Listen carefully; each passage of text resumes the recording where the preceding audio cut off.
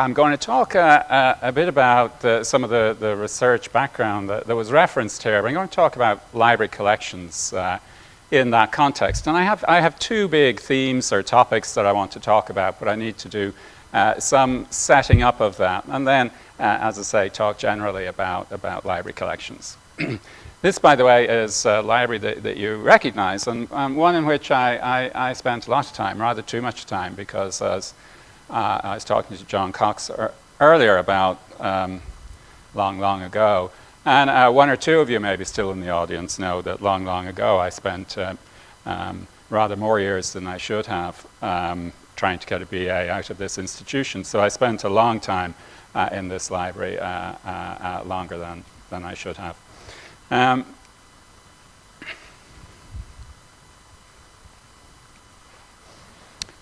I now work for OCLC in Dublin, Ohio, as some of you know. You know it's Dublin because they have a replica of the Brazen Head there. And the truthfulness of this replica says quite a lot about the relationship of Dublin, Ohio to Dublin, Ireland. Dublin, Ohio is in Ohio, and I thought, it occurred to me that I do presentations to audiences that probably don't know where Ohio is, so I thought I'd provide this helpful map. Does everybody know that Ohio is different from Iowa? Yeah. So Ohio is part of flyover country here, and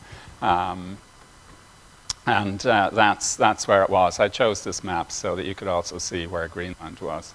But Ohio there in the upper Midwest, and Columbus, Ohio is in the center of that, and that's basically where we're based.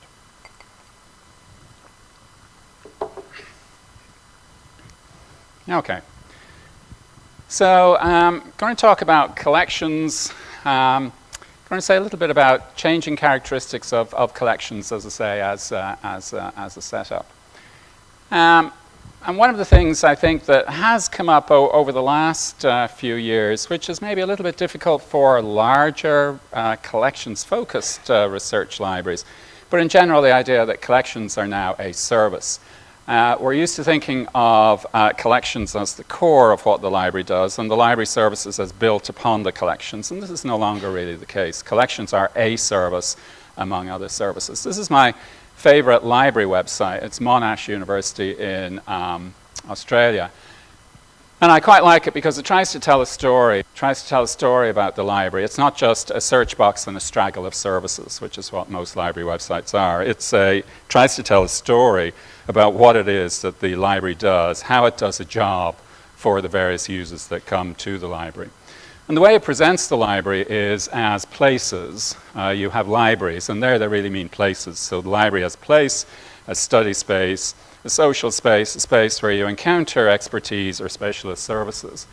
Then it has collections, and it rolls out, expands, talks about collections in various ways, explains the rationale for the particular collections that it has, talks about the selection of those collections.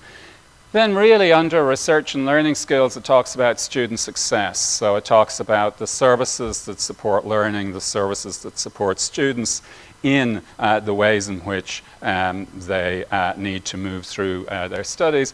And then really it talks about support for research with a particular focus on managing research data, but really research support. So it sort of talks about spaces, collections, student success, research support, and three of those things don't depend on the other necessarily. Collections are an important part of those, but they don't depend on them. Collections are a service among other services. The library offers a variety of services. Collections are very important, but all services are not based on collections. And I was quite struck looking at the Conul strategy document that there is still this definition of the library in terms of collections. Research libraries are collections. Research libraries are libraries which are defined by their collections, whereas increasingly, I think research libraries are libraries which are defined by their services, some of which are collection-based. This is a comment from Dan Hazen, who's a sort of guru of collection development, was based in Harvard, which has, the largest collections that there are. And in some ways, he's the last person, given his role, that you might expect to say something like this, that collections no longer lie at the center of research library operations. But he also makes the point at the beginning that one of the reasons we define research libraries as good in terms of their collections is that in a physical world, you have to bring the stuff to the people. And when you bring the stuff to the people, a lot of stuff means that you're better because you have a lot of stuff nearby that you can prospect. So the best libraries were the libraries with the biggest mountains of books. We're no longer in that situation, but we still tend to think in those terms. But really, we're moving beyond that. I was in Purdue a few weeks ago. Large school, engineering focus, again in the Midwest, in one of those states which people can't place on the map. And Purdue, I was very struck at the way in which they'd organized the website, partly because it sort of matched my own view of the world. So I was especially struck by how they organized the website. What they have across the top is the usual search box, search for things. But in terms that I've been using in the last year or two, these are effectively outside-in collections. These are the collections that are purchased, acquired, licensed, brought from the world into the institution.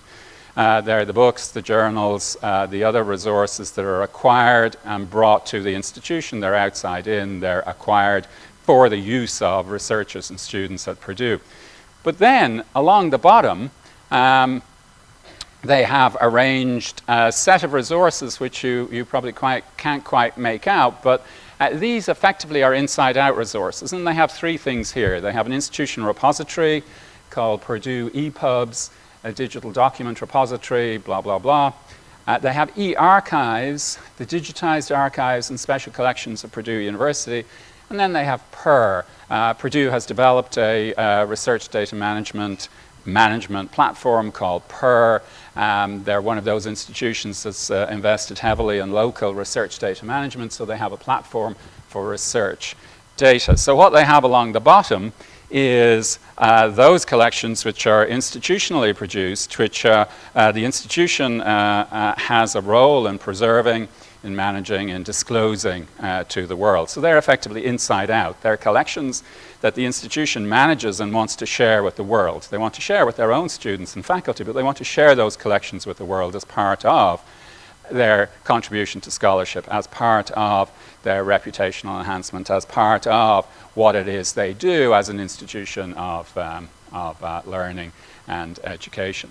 Now, we've tended to lump the inside out and the outside in together in various ways, put them into the same discovery systems, thought about them in particular ways, but the dynamic of each really is very different.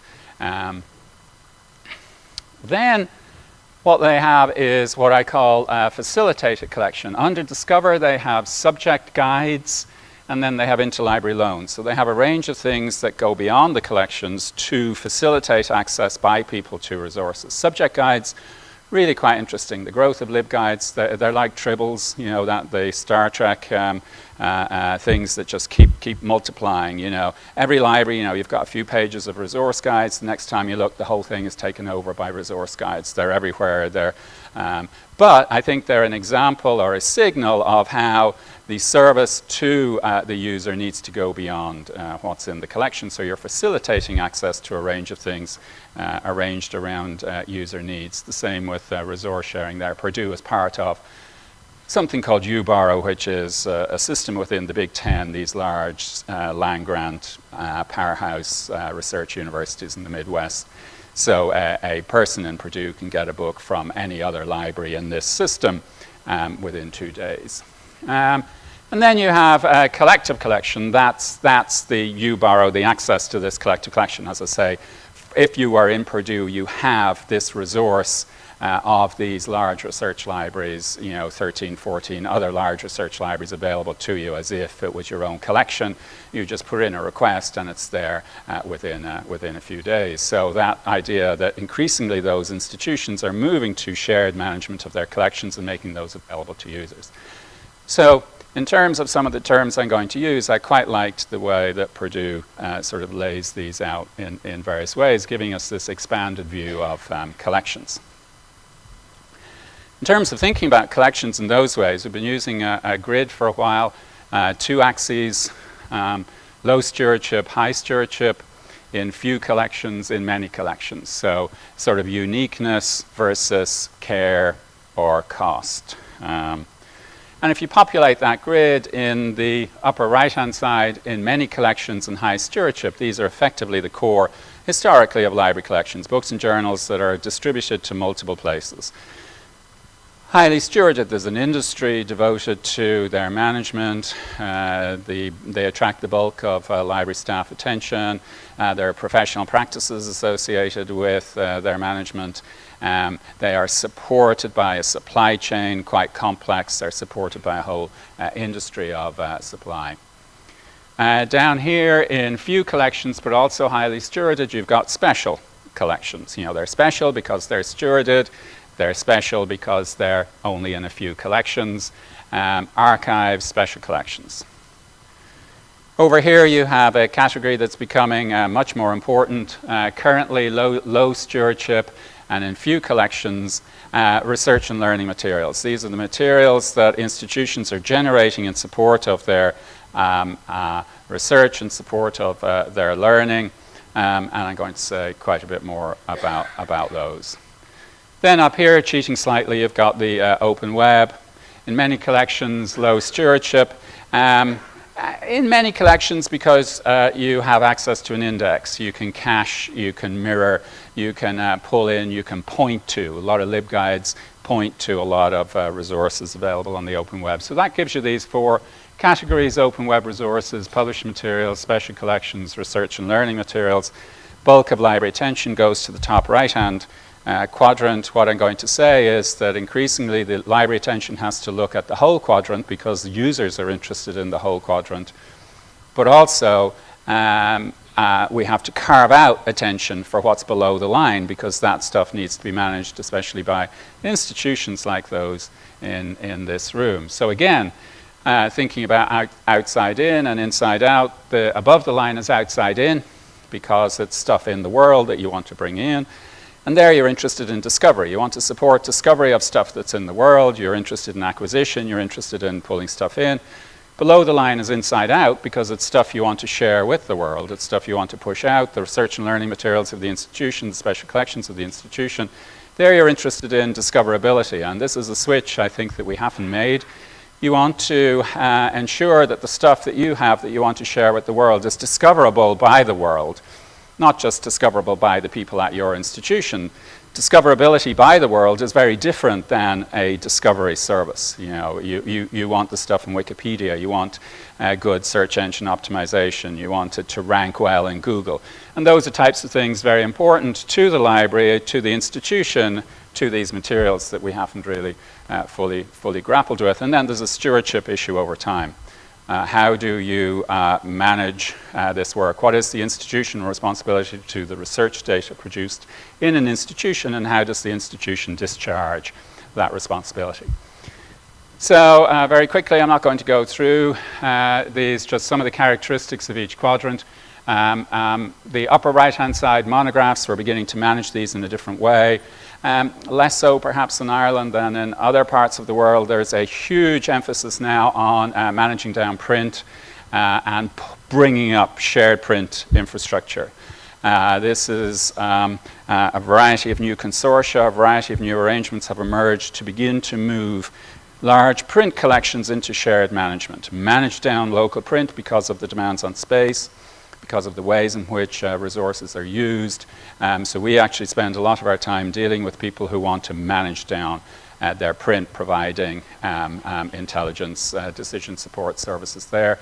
Clearly, shift to demand-driven acquisition, and a growing difference, I think, between what you might call global, generic, market-available materials, and then more specialist materials, not necessarily special collections, but specialist materials that reflect particular characteristics of an institution's interests.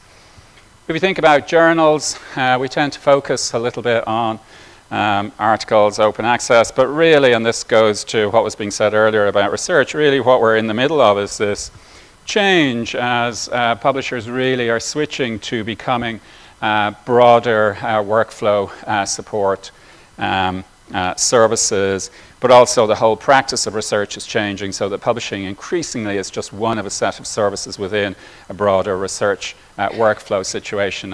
And this is the first of 3 times I think I'm here. The third time is going to be on an open access panel. And one of the things that I certainly will say is that the institutional repository and open access, the focus on those things by the library community is obscured for the library community the way in which publishing is really changing, and the way in which publishers are focused on doing a job for researchers in a way that the library should also be doing or thinking about. And there's a whole set of changes going on there that need to be more engaged in. Complex open access environment, really no shared view about what the future is there, and a variety of different interests at play which need to be recognized. If you think about research and learning materials, new researcher, publisher, and library roles, which is what I was just saying, the evolving scholarly record, thinking about research data, e-prints, what is the library role in managing those, and a whole set of questions about institution repository. Special collections, increasing role, thinking about mobilizing them for research, undergraduate research, research generally, but also in terms of engagement, thinking about using them in different ways in terms of exhibition, access to particular forms of memory and so on. So in terms of those 3, inside out, it's really about how do you create, manage, and make discoverable the sort of memory of institutions, communities, the evidence in terms of the research data, but really how does the library discharge that role in terms of making discoverable the memory, community, evidence around their own institutions around research practice. Facilitated collection is thinking in this network logic, how do you coordinate a range of resources from external, collaborative, and institutional resources to serve users in ways that they need. And then we're seeing a push towards collective collections that really, for many things, curation, management should happen at a higher level than at the institutional level. So we're seeing a growth and interest in the system-wide organization of collections, whether that's in terms of acquisition, discovery, or stewardship, but an increasing push to do various of these things at the network level above the institution in collaborative or consortial environments. So I'm going to talk about those 3 things, focusing maybe on the first 2. So 2 trends, the reconfiguration of research work, which is leading to a bigger focus on the inside-out collection, reconfiguration of the information space in a network environment, which is leading to more focus on facilitated collection, and then just to conclude with something about collective collections, some more. So just repeating that. I think, when we talk about digital environment or a network environment, sometimes we focus on the changes to library technology or to the major impact of the network, the major impact of the digital environment on libraries is it will flow from the impact it has on the library user. If research changes, then the library has to change, and research is changing in a network environment, so the way in which the library supports that needs to change. A user of information has a variety of options in a network environment, so the information space is changing. So again, that means that the library needs to change. So the major impact of the network, the major impact of digital environment on libraries is less to do with formats or library technology. It's much more to do with how research and learning are changing and how the broader information space are changing. Okay, so reconfiguration of research work. I'm going to very quickly say something about 4 things. That's them. So first of all, research outputs supporting the research process. Libraries historically dealt with the outcomes, the outputs of research, the final evidence, the final testimony, the exhibition that came from the research in the form of the book or the journal article. The library managed that final product, the book, the journal article. In a digital environment, what's happening is that the process of research is now also being exposed in a new way. There are a variety of interim outputs. There are a variety of workflows that need support and management. And if you think about some of the things, you have methods. So people publish their methods. There's software supporting methods, so that method is of interest. Evidence in the form of research data is increasingly important, and clearly big interest in research data management. And then you potentially have a variety of discussion. There you might include preprints, working papers, blogs, a whole set of activities, a set of intermediate products, a set of services that exist, as it were, interim outputs before you have the final journal article or book, and in some cases those are being built into the final product. So that's the process. The aftermath, when you think about what happens after something is published, again, there's a variety of discussion, there's a variety of derivative products, there's a variety of ways in which things are put together, there are a variety of ways in which things are reused. So if you think about the creative process and the scholarly record, it's no longer feasible, reasonable, just to think about that final product, that exhibition of the research, which is enshrined in the journal article or the book. There are now a variety of other outputs and products. And if you think about what's happening in our environment, there are multiple millions, hundreds of services emerging to help and to support with this process. Methods X is a journal from Elsevier about methods. My Experiment is a UK service that aggregates software that supports experimental workflows. Apache Taverna is a workflow manager, research workflow manager from Apache. Figshare, some people will be familiar with, from digital science, looking at managing research data. A lot of people use a generic service like GitHub to manage data and software. Dryad, research data, and Archive, clearly, preprints. But, you could put hundreds of services here, hundreds of services emerging to help manage the research workflow. On the other side, thinking about the aftermath, the dissemination, again, a whole range of services looking at making research available in a variety of ways for consumption, for integration with workflow. So the whole research process is changing. That's number one.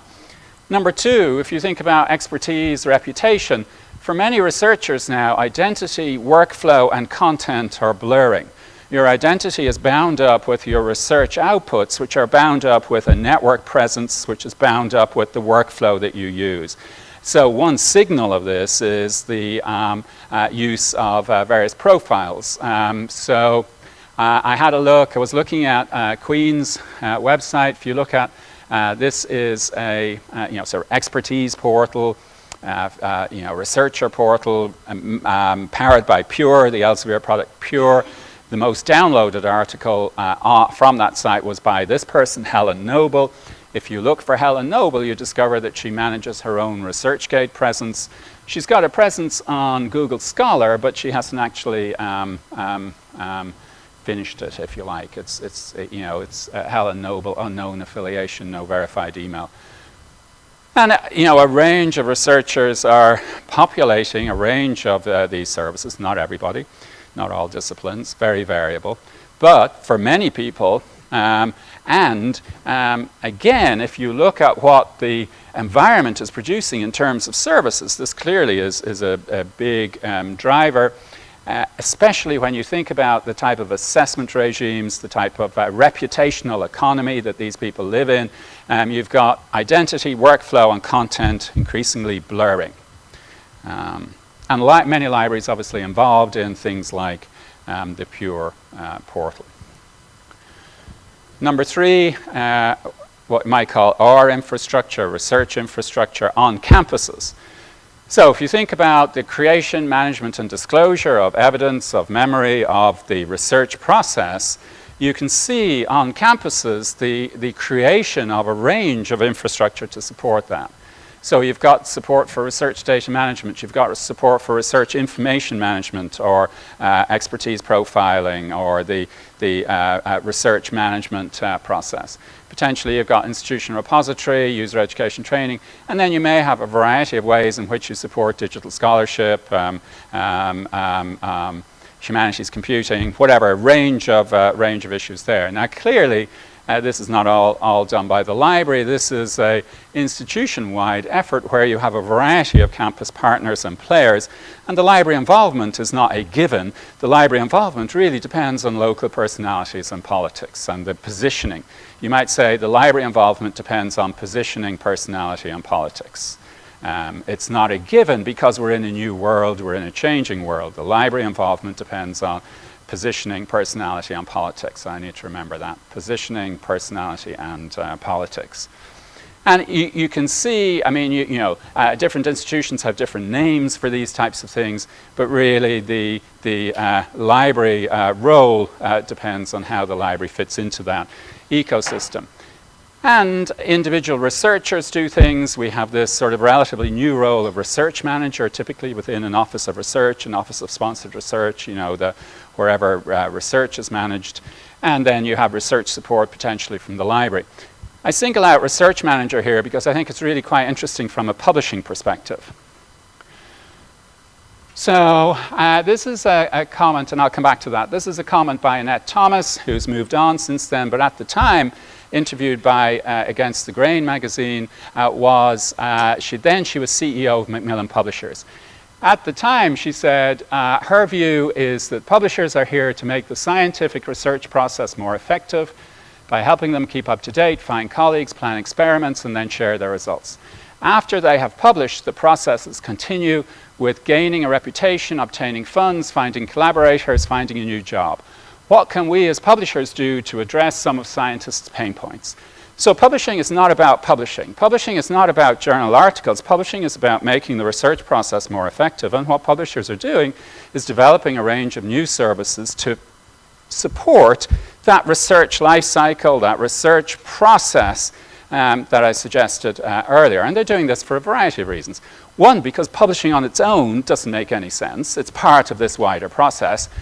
Two, there's a cap on revenue that you can get from libraries for journals. They want to move into other parts of the university. They want to move into other areas where revenue might be available. And that's what makes the research manager quite interesting, because increasingly the bigger publishers are selling services to other parts of the university, especially around research analytics, around researcher workflow, range of other things. So if you think about Elsevier, the big issue that libraries should have with Elsevier is that Elsevier is basically filling out the whole research workflow. And it's filling out the whole research workflow with very effective services that are very attractive on campus that people want to use because they get a job done. They do what people want to do, and there's, they can step up and buy those. So if you think about the services that Elsevier offers, you've clearly got the core bibliographic services that the library historically has bought. What they have done over the last few years is to move upstream into the institution and have a range of services that are sold to the Office of Research, to the research manager. So you think about PURE, the CRIS system, Research Information Management System, acquired a few years ago. Atira, a Danish company, built PURE. You've got SciVal, Expert Lookup. These are services, that research analytics, university analytics, bibliometrics services that are bought by various people on campus. Recent acquisition from EBSCO of Plum Analytics. Again, looking at this assessment culture, this evaluation culture, this competitive research culture, this rankings culture as universities begin to look at it. These are ways in which they support that. But then they've also moved downstream to the researchers. So they acquired Mendeley a few years ago and have now built up a set of end-user researcher services anchored in Mendeley. You can, on your Mendeley account, you can look at your H-index, you can look at a variety of individual personal metrics. So you potentially have a Mendeley profile alongside your Google Scholar profile and so on. They acquired SSRN a while ago, again, moving into that broader research workflow, moving into the range of open access publications. They offer data search, a search of research data. You can search for research data. They acquired a while ago Hivebench, a lab notebook product. So what you have here is Elsevier developing into this broad research workflow support service. You think about digital science. the set of digital science services, Figshare, Altmetric, symplectic elements,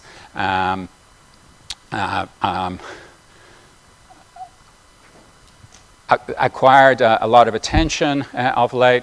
Digital science is operated by Holtzbrinck, a publishing conglomerate. Holtzbrinck owns 53% of Springer Nature. So what you have is these two, Elsevier on the one hand, Holtzbrinck with digital science and Springer Nature on the other, increasingly offering a range of research support services, increasingly offering a range of services that appeal not just to the individual researcher, but to the institution and to the library, getting into that workflow process. Number 4, special collections. Beginning to think about special collections in different ways, supporting research, supporting reputation. This is an example that I quite like from University of California, Davis. They have a collection of wine labels. So they're digitizing the wine labels, but that's not, they're going further than that. They're using data science and other techniques to begin to mine the wine labels for data about the history of the wine industry, the distribution of particular grapes, various other things. So they're trying to say things about the wine industry based on their analysis of this special collection. And this is important to the institution because enology, wine is very important to the reputation of Davis. They're pushing something out. So they're supporting research directly. They're supporting institutional reputation. I was quite struck last year by the 1916 commemoration. If you think about research libraries, libraries generally, they have this important role in anamnesis, active remembrance, countering amnesia, if you like.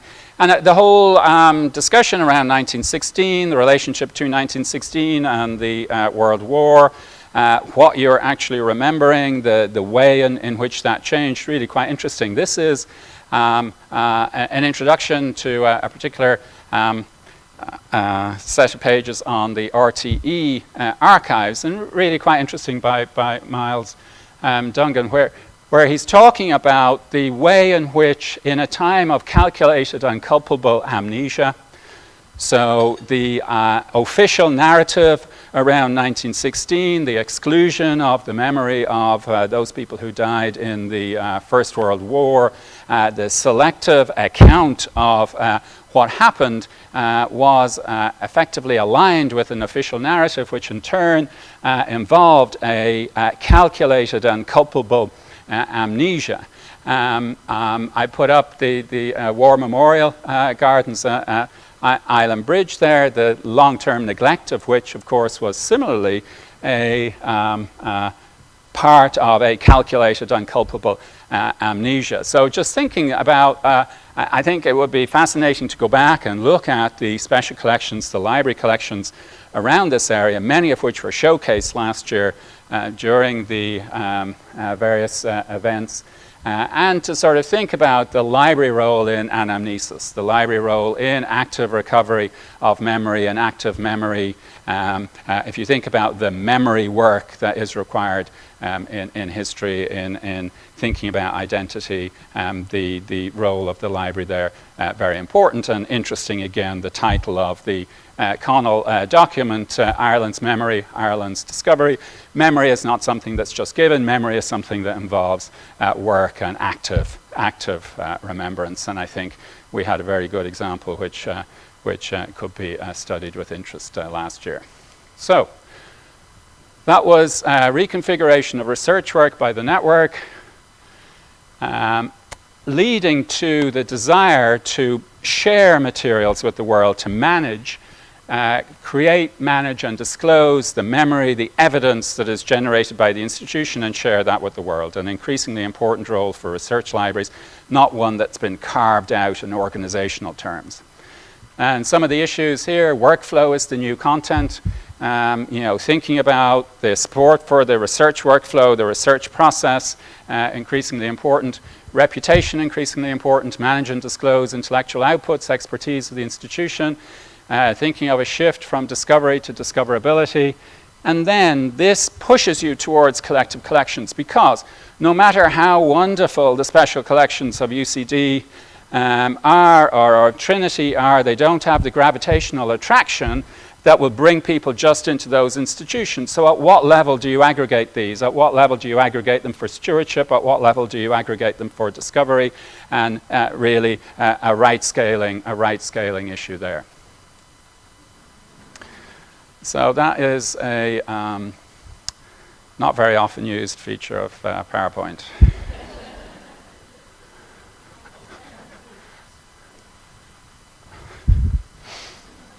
So facilitated collection, the network space has been reconfigured.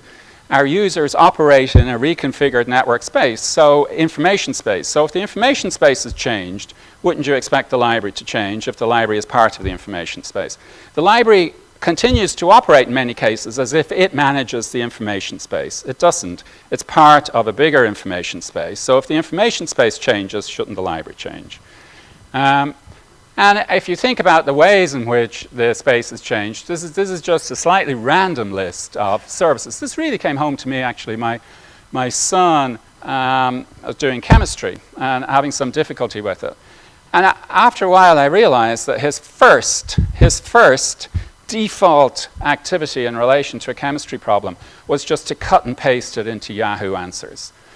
His reasoning was that it was very unlikely that his teacher was generating unique chemistry questions or the particular text. And in many cases, he would find the problem worked out. We've been doing work on Wikipedia and libraries. And one of our colleagues has coined the phrase the learning black market. The huge use that's made of Wikipedia, but not acknowledged, not disclosed, not because you don't cite Wikipedia, but you might cite one of the things that Wikipedia cites.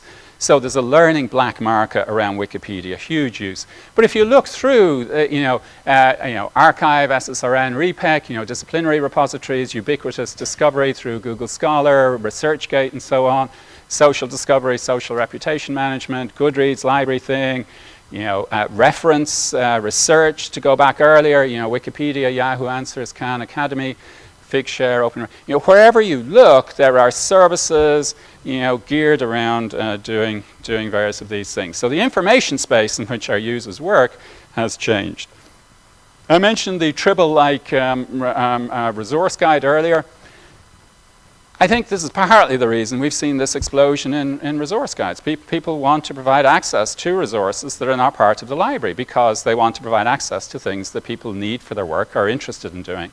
And I think this is also why you're beginning to see an association between the resource guide and library expertise. This is the way it's presented at MIT, for example, where the resource guides and library expertise are presented hand in hand. And part of the expertise of the library staff is the resource guides that they prepare. And the resource guides are part of the general engagement with library users. The resource guides, if you like, are evidence or a manifestation of expertise coupled with then a variety of other ways of engagement around that expertise. So the resource guides and expertise presented very clearly together. So thinking about facilitated collection, we had years ago the owned collection, purchased and physically stored. And even though we all recognize we've moved beyond this, it sort of still shapes our thinking in many ways. That tangible physical collection.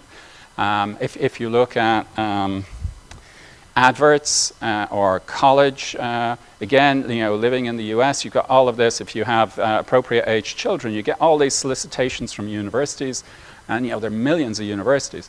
And quite often you'll see we have a library of 2 million volumes. So it's still very powerful in terms of the public perception of the image of the library.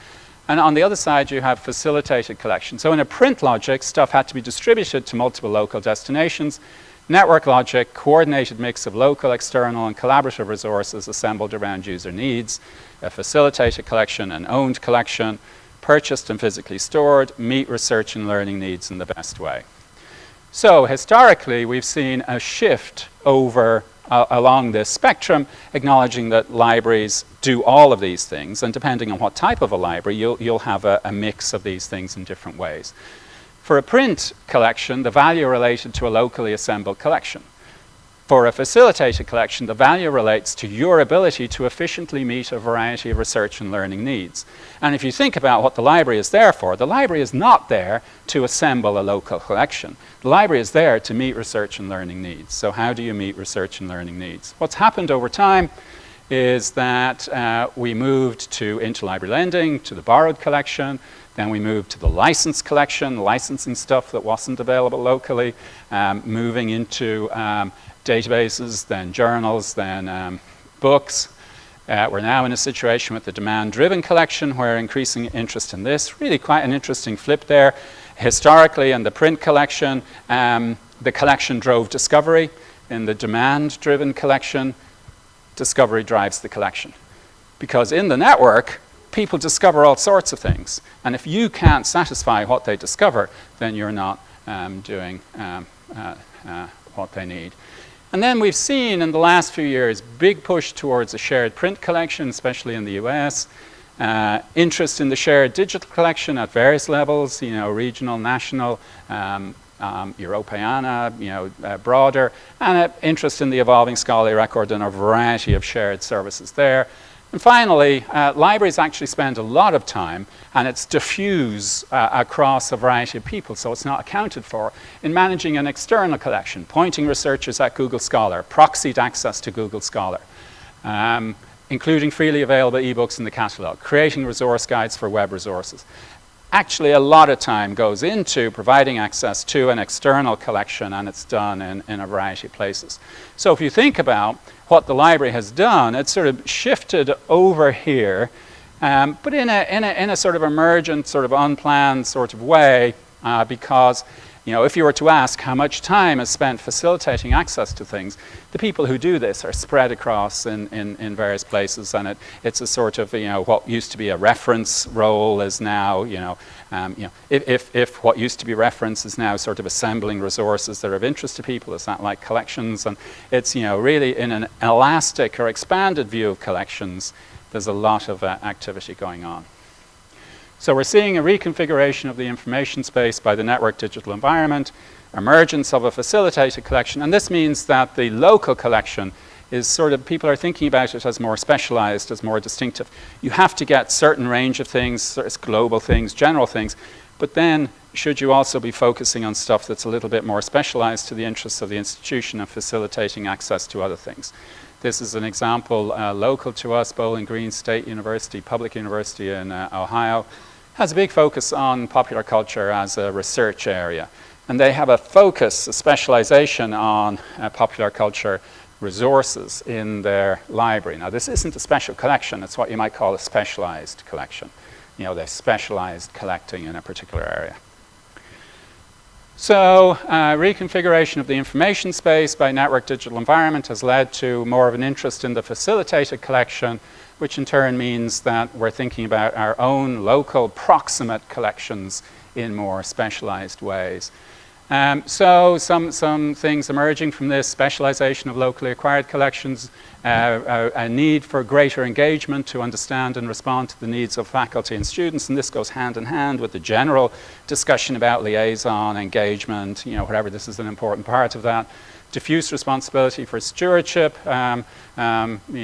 creates a variety of issues. And again, though, you have a push towards collective collections, a push towards sharing materials, because I just don't want access to the scholarly materials coming out of this institution. I want it from all of those institutions. I just don't want, it pushes you towards that aggregate view. So those were two trends. Those were two ways in which the environment has changed, and that change of environment has changed the ways in which we manage collections. So finally, thinking about collective collections, John Wilkin, who's the university librarian and acting provost at University of Illinois, wrote this a couple of years ago. He was talking about what should be done locally and what should be done at the network level, what should be done above the institution collaboratively. And interestingly, he said collections were not local. Collections need to be done collaboratively. And the reason, he says, is that I would argue that a library's collection is not owned solely by the library, but by the society or culture that has collected it and put it in the library. We own the collection as a culture, and we must attend to it. Now, that's a slightly grand view.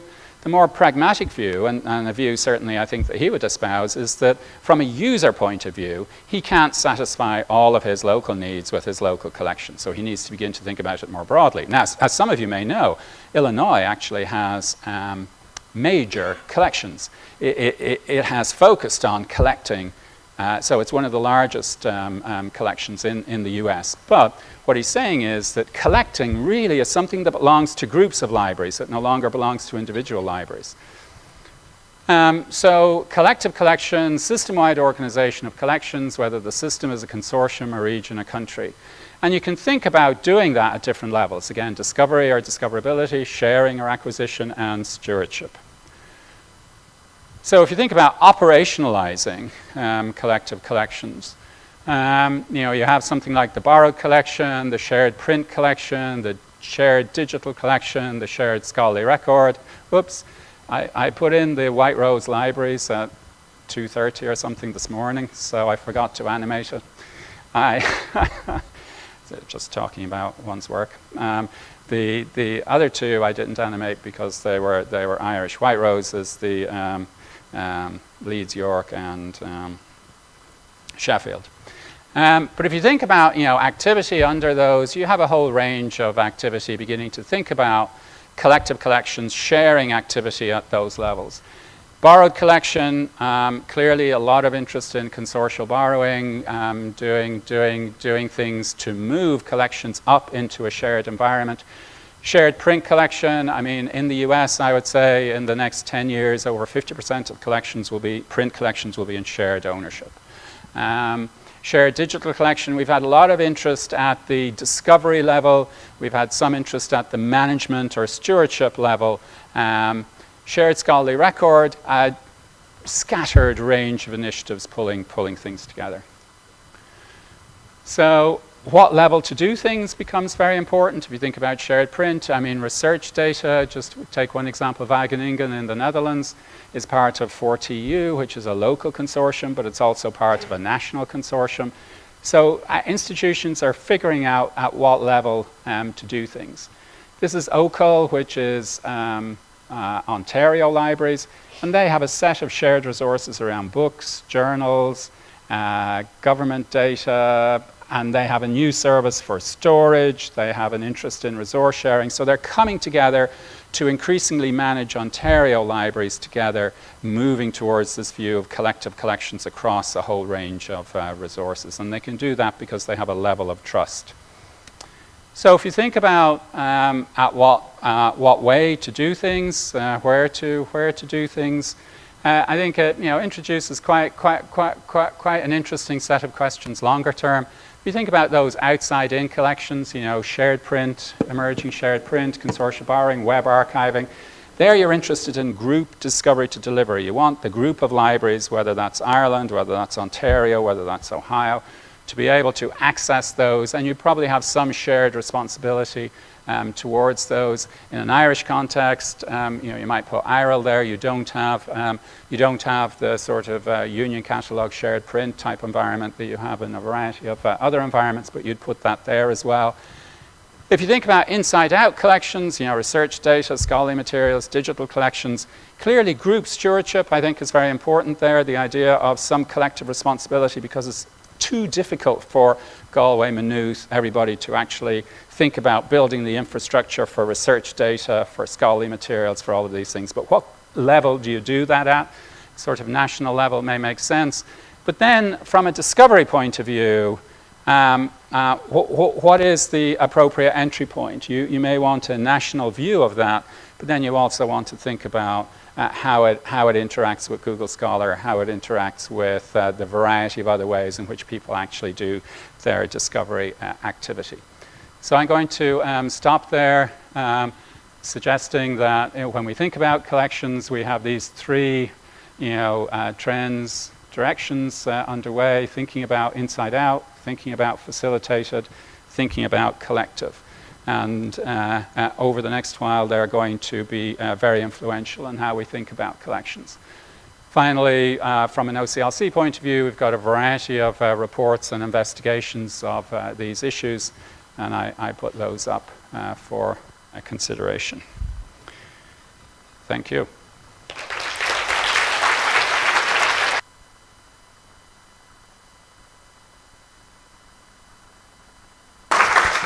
Thank you very much, Lorcan. It was really inspiring, and I think you've turned us, you've talked about inside-out libraries, but I think you've probably turned everything upside down for us as well.